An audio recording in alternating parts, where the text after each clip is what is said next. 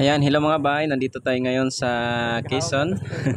Ayan, may taga-video na ako.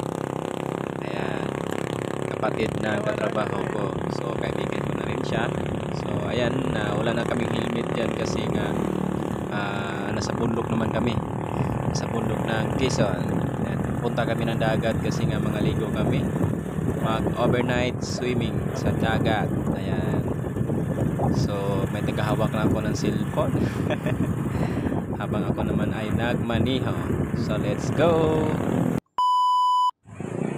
Kaso, di ka makaligo dyan ng maayos.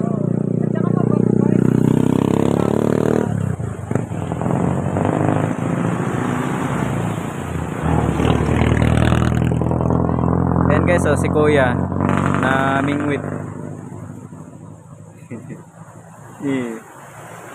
Napakaganda talaga ng dagat. Ayan, oh.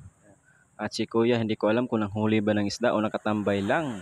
Ayan, napakaganda dito. Ed, shout out. Ayan, babay na. So, diretso na kami papunta ng Quezon, Real. So, let's go. Ayan, mamaya na lang ulit.